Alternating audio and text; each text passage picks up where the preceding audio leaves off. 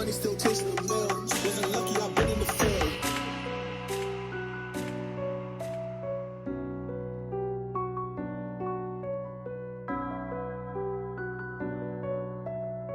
Got money still chasing the mill. Wasn't lucky, I've been in the field. Welcome to the Field Radio. I'm Erin Boogie. I'm here with Rapz. Yo, what's going on, people? What's going on? Another Monday night, another 10 p.m. You know how it goes. I feel like that's my catchphrase. Yeah, I love it. And I'm rocking with it, though. Like, Yeah, me too. I like how it's coming off. So, you I know, feel like we need to get in the booth and record the intro. Then we don't have to do it every time. I know there's a lot of shows that do that. I mean, I wouldn't be opposed to it, you know? Like, It's kind of fun that we do change it up, though. That's good, too. yeah. But nah, you got to ingrain it in somebody's head. Yeah. Like, hey, man, in the morning, you know what I mean? Like, Yeah. you'll never spot him if you're out in public. But But you know what he that says. catchphrase. Yeah, exactly. nah, that's real. I need a catchphrase of my own. That's just for the show. I mean, Mine is I break I know records, mine. hearts, and faces. So it's good with you. How was your weekend? Weekend was good. My niece graduated from high school. I'm feeling a little bit old. Might have a midlife crisis. Congratulations. I felt like you mentioned that was coming up. Or Yeah. it was a different niece. No, Okay. same okay. niece. Yeah, I'm feeling old. It really is like that. You know what I mean? Like you start seeing people. Like I went to my brother's house the other day. He was having my niece graduated. She throwing a little party in the back. I'm like, nah. I said, yo, you know what? Where did the time go? It's like you blink and it's Yeah. blink and it's gone, You know what I man. mean? Like you partying. You know. Yeah. Well, that's what we were like, yo, where the party at? And she was like, nah, I'm going to bed. I have a tattoo appointment in the morning. And I was like, that's wild responsible of you. Like, that's not where I was at your age. Nah, But it is. shout out to you. So shout out to her. Congratulations. Yeah. I actually DJ'd a graduation party this weekend. You know what I mean? Family was good, peoples, you know what I mean? But they had people from everywhere, the city. You know what I mean? Yeah, yeah. It was a good party when you got people traveling in, people you ain't seen in some time, some years, you know. It's always good when you get together for a good occasion, for sure. Absolutely. But it was good, man. There's a lot of new music, a lot of new news this week. We definitely got a dope interview lined up for next week, so I want everybody to make sure y'all mark that in your calendars. So what's We up? can announce it, right? We can tell them who it is. Maybe it'll make them want to tune in. Yeah, we could do that. Listen, next week on Monday, I don't know the date, but it's not tonight. But we will have no other than Stunner Sandy in the building. All right, you're gonna be hearing from her. We're gonna be asking her a lot of questions. She's gonna be talking about how she's handling her rise right now and these viral hits that she got going on. Is definitely gonna be something that you want. And I Wanna love her tap in. song. I was really excited that we got to sit down with her. And we're one of the first. So shout out to us for landing that. Shout out to For Christine sure. for And I lining mean, it the up. Zeddy interview's doing well. You know, Yeah. you still got people reaching out to you, showing love for, you know, the great job you did with that. So, Thank you. you know, many more interviews going to be happening. And I'm excited that it's just the beginning, for real. Yeah, me too. So, music. We got, I felt like last week we literally said, like, we don't know nothing about Cardi B, though we might have known a little something on the real. I feel like she heard us. It was one But of those then instances publicly, again. the next day, it's out. She's dropping the album, obviously featuring the song Outside. I guess the most talked about thing as of right now is the fact that WAP and some of her later singles that she's dropped throughout the past few years will be on the album as well. Which I need to explain that to the masses because I feel like that's not a foreign concept. That is a regular thing that artists do is they take singles that have previously been out and they put it on the album. One, you need a place for those singles, right? They need a home, just like Cardi said. That's she wasn't just saying that. Yeah. And then also that in the streaming era, that's a thing. Like you're gonna take those singles that have built up a number of streams and you're gonna put them on the album. That's Yeah, and it's that's gonna point you just- directly here. And Yeah. guess what? The day my album comes out, Yeah. I'm triple platinum. So yeah. So that's not, I mean, Cardi's not doing anything abnormal. She's not doing anything that anybody else hasn't already done. So I don't know why people like to come for Cardi for doing those things when it's the same thing You that know, everybody else is doing. I think because it's always a thing of like, listen, we're flinging this out, and then maybe the artist like could be advised to like, yo, don't mention nothing. You know what I mean? Don't say what you're working on. Don't give a date. Don't give a name to it. Like, just we're slinging out these one-offs. And what normally happens is within a reasonable amount of time, Yeah. we'll hear it on somebody's album that's coming out next month. Make sure you get that when it, you know, run it up on the streams when it comes out. But I think the recently duration of time is probably what's bothering people more so. I'm not going to name any names because I know the team, Mhm. but I recently saw an artist that put out an album that put a song on it that had previously put that same exact single out on another album a year prior. Yeah. Yeah. So, So now I'm actually interested. Do the streams for the single go you- towards both albums? yes. But if you pay attention, The hacks. this stuff it's happening and other artists are doing it. It's just people aren't paying attention. So I would challenge people to start noticing these things when other people are doing it as well. Yeah. And I think, you know what? It's been so long and we've been so, I guess you could kind of say in need of some new Cardi that you're always going to run into your people that are quick to critique it. Well, and we're conditioned as consumers to consume singles at this point, so it's our fault, really. It's the way that we digest music in this modern streaming era. So we're not out We haven't there. heard the album, but we're like, yo. Well, we're not listening to albums. Let's have either. something to say about it. But we're also not listening to albums. Like that's the reality of the situation. Yeah. So we consume singles at this point. So.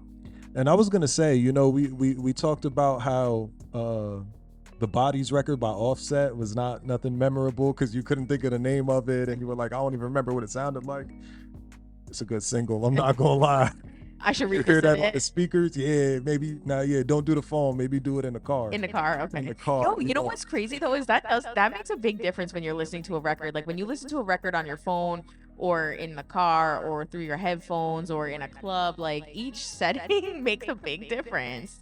No, that's real. I always used to say, like, even especially artists, if y'all ever leave the studio, you got to give it the car test. Yeah. And it might sound like a good mix on speakers that are supposed to sound like Oh yeah, no. you're mixing. Yeah, if you're listening to a mix, you got to listen to it in the car, in the headphones. Listen to it on. It sounds your less phone. detailed. Yeah, in the listen car, to it.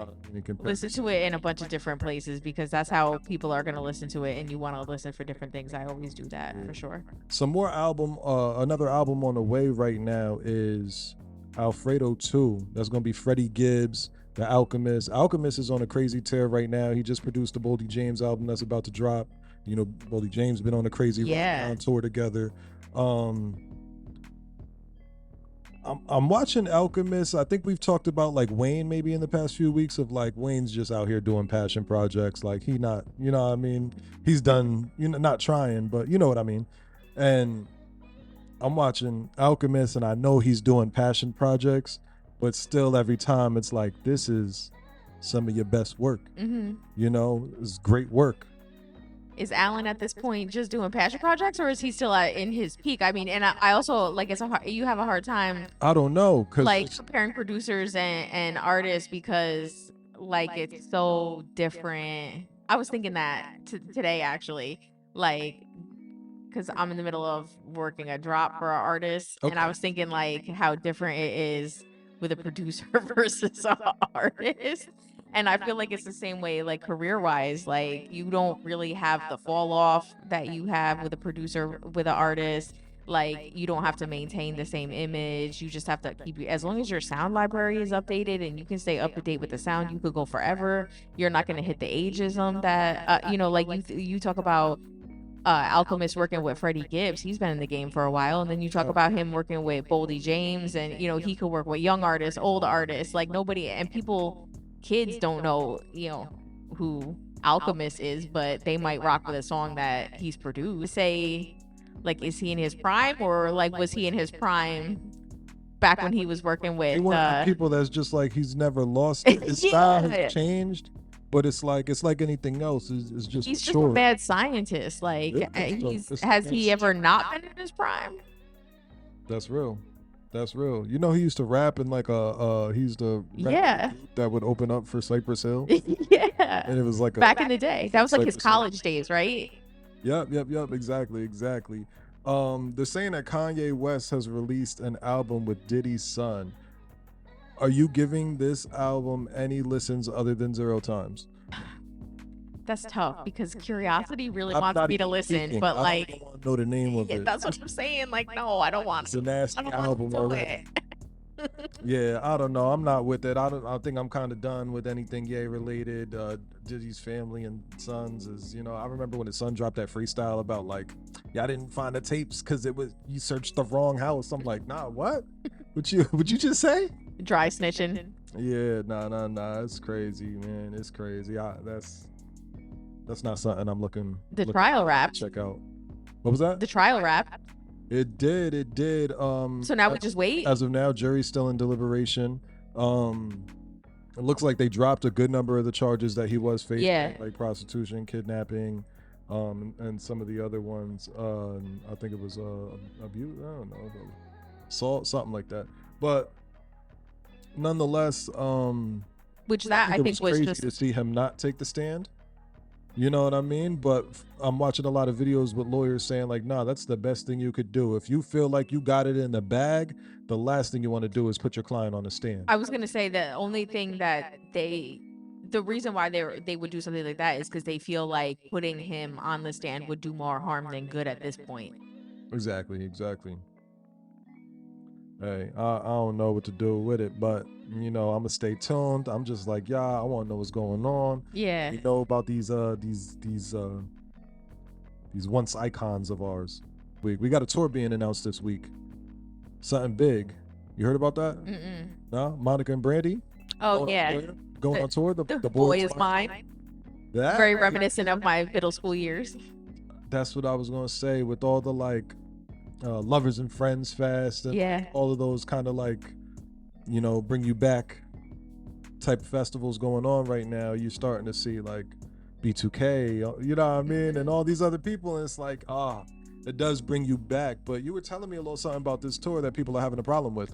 Well, I saw on the interwebs that somebody, I forget which platform I was on, somebody made a comment to the effect that the young people better not attend. Yeah. That leave it to the old heads and I was like, oh, this is where we're at now. Mm-hmm. Now it's become like an old versus young attending concerts. So you know what? Like we've spoken before about a lot of songs getting revived from these are older songs, and then TikTok kind of finds out about them.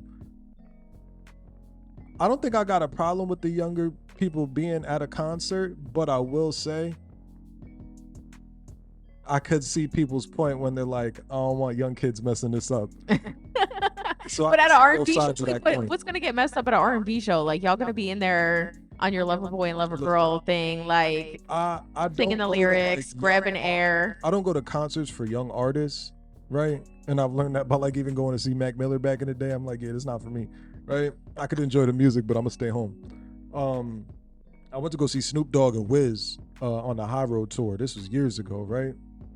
And I'm talking about, I just pulled up, I get parking, I'm chilling in the parking lot. I got like three of my boys with me. We were outside watching kids passed out in the parking lot, like face first, cement, just laying there. People are getting resuscitated. I'm talking about people are putting on stretchers and getting driven out of. How? Before the show even started? Before, I didn't even get inside yet. The openers hadn't started. I could see how somebody can mess that up, because I remember Jones Beach, like reading stuff about it the next day, like the number of people that were, hospitalized or whatnot. And I'm like, dang, think about all the mothers that dropped their kids off and was like, yo, like, how? Call me when you're done, be safe, How? Do you know what I mean? How does this happen? Yeah, so that's always got to be a worry of yours. So, but I feel like at an R&B show, like I feel like that's more like hip hop show related. Like R&B shows are always more chill. You know what I mean? Like the vibe is just different. Yeah. And I don't know if their song, like The Boy Is Mine or anything like that, has like gone re-viral. You know what it is? WVKR 91.3 FM, NFL Radio, Rapz, Erin Boogie. You heard. Welcome back to NFL Radio. I'm Erin Boogie here with Rapz. Yo, what's going on? What's going on? Another Monday night, another 10 p.m. Nah, what's happening though? You was telling me about some stuff off the air, and I'm like, no, that's for on the air. But let's go. What you got for us right now? So Amina Buddafly from Love and Hip Hop, she used to remember. Yo, did you watch Love and Hip Hop when she was on with This Peter was on the Guns Hip Hop New and- York, correct? Yeah, with Tara and her and Amina, like it was Yeah, Amina, yeah. Tara, and Peter Freestyle. Guns with the Yeah. yes, with the love triangle. So Amina Buddafly is homeless and had to move to Germany with her family. Is she originally from Germany or like? Yeah, I think like army brat type thing. All right. And people were coming, of course, immediately for Peter Guns and like, yo, why you ain't hold your girl down? Like she got your kids or whatever. So she basically put a video on TikTok coming to his defense saying like, yo, he was giving me like thousands of dollars a month and it wasn't enough. Like lost my home in LA and still had to then move, that's like then that's just you was living outside of your means. like still had to move in with my family in Germany. Yeah. And then somebody else like made a video basically was like, yo, with the man in charge, like you probably ain't gonna be able to come back to the US. And Very true. so yeah. Peter Guns, that might not sound like the worst thing that happened, you know? That's what I was thinking. Like I was like, man, he's probably all right with this because it's Peter Guns, like you said, Creep Squad type. Yeah. I actually saw that Peter Guns was performing this past weekend somewhere in the Bronx. It looked like he still got it. Like, I don't know why you don't put more emphasis on the music and less on the Fact that you're I don't know a if it's the weirdo people bad paying baby daddy. attention or that's what you'd rather the people pay Yo, attention. because I saw him perform at Summer Jam last year, and I'm not gonna hold you. He has one song, and nobody cares about it. But it's an anthem. It is, You know, but it's like, nothing but the anthem. but nobody wants to hear it Yeah, when nah, he respect. performs it. Like, would you go see Peter Guns? The answer is no. Yeah, I was actually gonna go. He was No. performing at the bridge in Nyack not too long ago. I was definitely about to pull up out there. No, the answer is Uptown no. baby, Uptown baby. Yeah, I would have been out there for sure.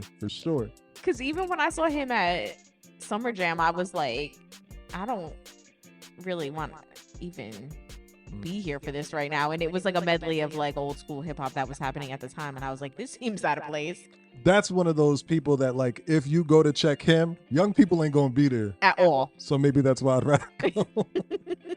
Well, listen, speaking about older rappers, man, Will Smith is still out here on this crazy run. You've been seeing him do these freestyles, but even though I'm an action star, this is getting out of hand. But his most recent freestyle, he's actually dissing Chris Rock. I thought that was a little out of pocket. I think it was a little late, but you know, A little obviously, late. you know, if it keeps driving attention, you want to give this a listen real quick? Absolutely. All right, hello. Time to rumble. Oh yeah. Big Will. Yeah. Big Will. Charlie Slav in the building. Come on, Jack. Here we go. The whole world dark as night, let there be light. My insights don't sound right in sound bites. I be sitting at the table with the Jedi Knights. Y'all still sleeping on me like red-eye flights. I ain't a prima donna, I just ain't with all the drama. I took the little Ali, mixed it up with Obama. Suffocated poverty, now I got wealth trauma. Dropping game in my IG stories, a stealth bomber. Road to success, navigated the narratives. Raised 3 kids, made it through 2 marriages. Oscars, Emmys, Grammys, and when I stare at them, hearing them whisper, you got every right to be arrogant. You in the presence of greatness, still gracious. Top-notch taste, too allergic to This basics. ain't bad. Y'all It's can not. look, but you'll never find Who a wrote it, though? replacement. All this That's from what- Jeff's mom's that's what I wanna know. basement. Yeah, that's my I am the exact thought. I was like, nah, who illest. penned this? Who does sound like? Yeah. I am the illest. The motherfucking illest. He's heating up. Now, I'm not the type of man to move in malicious ways, and I am too grown to play childish games. But if you talking crazy out your face up on the stage and disrespect me on the stage, expect me on the stage. Jokers dish it out, cry foul when it's time to take it. City full of real ones, wasn't raised to fake it. Jill to Meek Mill to the roots, it's all greatness. Global status from my Philly foundation. Perfect. All right, so I guess that's the line that everybody was talking about, that he's to fake it. And I guess that's what he's getting at. Yeah, nothing that blew me away. Yeah. But nonetheless, he's still out here. He's still active. Once I heard him on this beat, aside from wondering who wrote it, I'm like, maybe I need a Will Smith and Alchemist album. Yeah. Right? Like he was flowing on there. It was definitely a grimy beat. Definitely not what I'm used to hearing Will Smith on. So maybe that's just what I need to hear him on, you know? Get him yeah.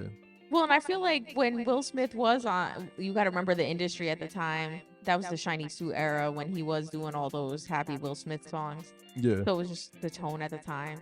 I mean, the only thing that really stopped him from getting on a grimy beat was probably the business. You think Nas wrote that? I don't know. You know Nas wrote Getting Jiggy with it. Yeah, no, I do know that for sure. I mean, I don't know if Nas is real active like that right now. Oh, yeah, I was feel just listening to this flow, and now that I'm sitting here, like, you know what?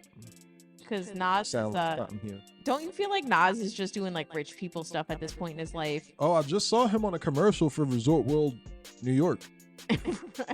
Like he's like in the commercial for a casino that's opening up. Really? Yeah. I wonder how much that bag was.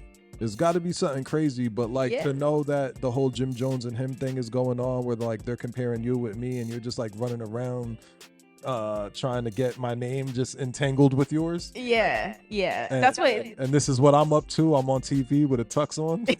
Yo, and it's so funny because like Jim Jones is on the podcast, like Nas has never been this viral before, and I'm like, Nas's whole career was a viral moment. Bro, Nas was the reason people put a part in a, you know what I mean, the moon part in their hair. You know what I mean? Yeah. Well, Nas was just, you know. Nas was in movies. Yeah. Nas was beefing with Jay-Z. Yeah. Like that was a cultural moment in time. Like, okay, bro. I mean, Nas beef with Biggie on Wax. I mean, yeah. I still wish we could have heard the song that Nas and Biggie did. Yeah. Oh. I'm sure there's somewhere we'll get it. It'll be like an artifact. No, I don't think they ever recorded. If I remember correctly, the story was that they got too blitzed in the studio, and I don't think Nas ever recorded. I mean, it's nothing to put a Nas verse to it and still get the people what they want. That's true. You know, I think I'd rather things like that. Like, give me like a piece of history while you're giving me something new. Like, Yeah. just, Yeah. you know, I feel like at this point we've pretty much heard all Biggie verses that might exist. That have so just existed. hearing a fresh one would do a lot.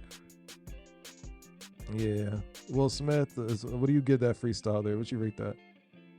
I don't know. I don't like rating Will Smith freestyles. Like, I don't think it's a thing people do, to be honest. it was good for a Will Smith freestyle. Yeah. But again, it's like you got to take into account the fact that somebody definitely wrote it, and Talk. Definitely not going on a Will Smith show. yeah, and it was entertaining. How about that? Yeah, all right. Yeah. E for effort. E for entertaining. Yeah. Speaking of shows, though, we got Kendrick Lamar and SZA right now have the highest grossing co-headlining tour of all time. Shout out That's to major. that. Yeah. That's big. Yeah. My thing is like, again, just new stats.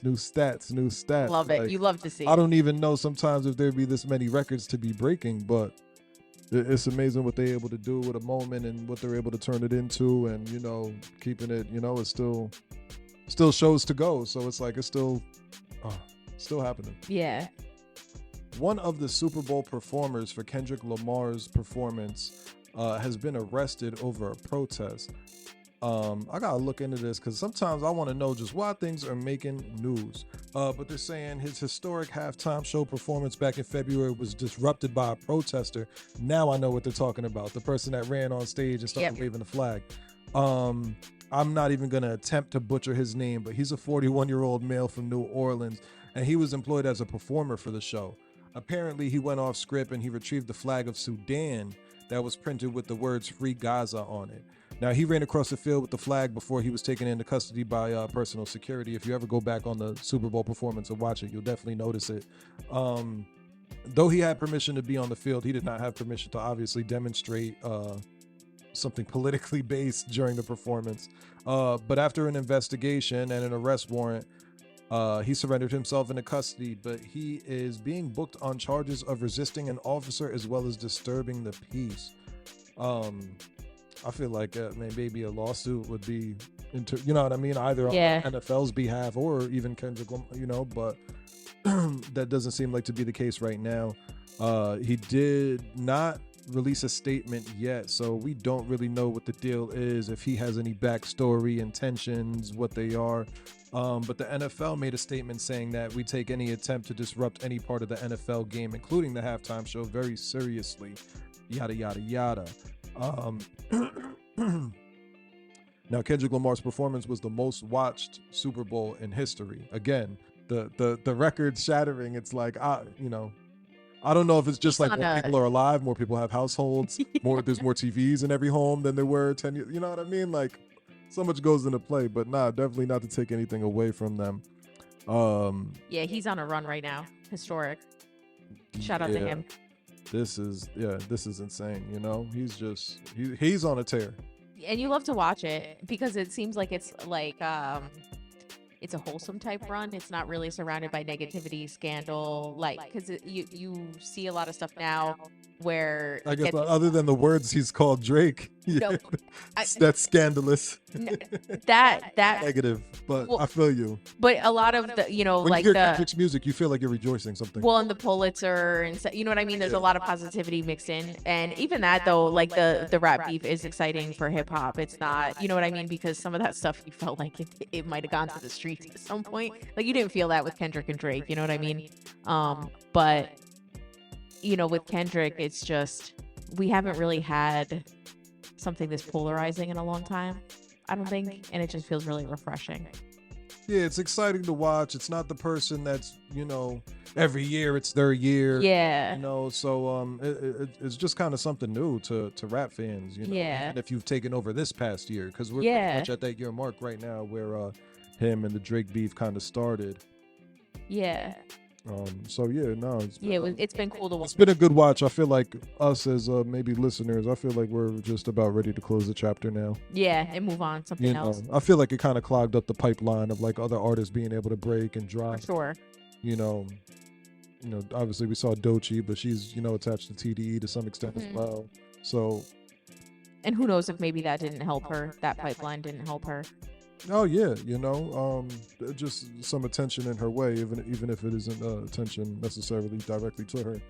But usually you see a lot of like you see like negativity attached to certain things. Like it's got to be like a scandal or something like that in order for people to get attention, and that's not really what happened with Kendrick. Like yes, it was rap beef that kind of like blew the gate wide open, but Kendrick was obviously his own superstar in his own right before the rap beef, so you can't say that it's like, oh, rap beef with Drake is what made Kendrick. That's not true.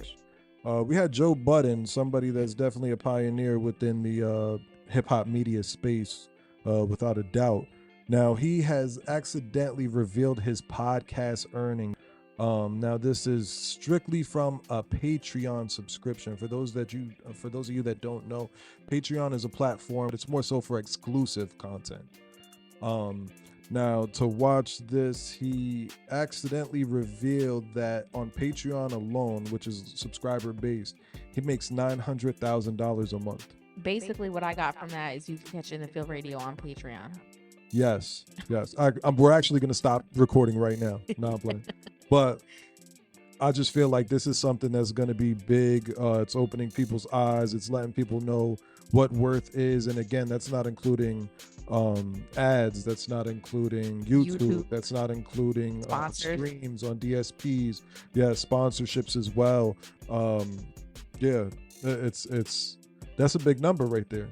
Yeah, that's not including any kind of deal or anything like that another podcast might have, because you got to think about other podcasts that have deals on networks and stuff. So, these numbers are out here for these podcasts. Shout out to him for doing it. Like, you love to see people like that in that space doing what they do. Like, I look at Drink Champs, I look at $1 Million Worth of Game. Like, you look at rappers that are in the podcast space that have successfully transitioned into media and that are successfully doing it. And I feel like we could all comfortably say like 80% of them are navigating with whatever game plan they see him utilizing. You know what I mean? From the way people's shows are delivered to the topics, to the jokes, to the how they market it, how they put it out, how what the equipment they need to do it. Like a lot of people are navigating with his blueprint, so it's big. And him being somebody that's always had to negotiate with these big, billion-dollar corporations and things like that, and to walk away and say, I know my worth, and to give people a little tiny look at what the worth really is on a monthly basis, they're like, nah. And somebody too, I feel like, who in the rap game struggled to get respect. And you know what I mean? Yeah. Who I feel like did the love and hip hop thing, struggle to get respect. Yeah, the You love know? and hip hop thing was a little rough for him, but Yeah, at the same time, it's like it's just a moment in time, and it kept everybody watching. for sure. You don't know if you could have always had the hardcore fans, because I know that I was always one of them, like on from his music. But to know that other people even got to be introduced to you via these other avenues, And now your name is just bigger, whether it's negative or positive. now you're at the top of the podcast game. It's like for some of these people, I feel like we couldn't predict this for them. But listen, man, we're wrapping up here. We're approaching 11 p.m. and it's about our time to get on out of here. We're gonna hit you with some more music, some more vibes. Keep tapping in with us. Erin Boogie, take us on out of here. Yo, before we leave, I just want to all our listeners behind the wall to know that you can write us at Box 726, 124 Raymond Ave, Poughkeepsie, New York 12604. It's been another In the Field Radio. Hold on, read that again real quick in case they ain't write it down that fast. Box 726, 124 Raymond Ave, Poughkeepsie, New York 12604. And we out of here.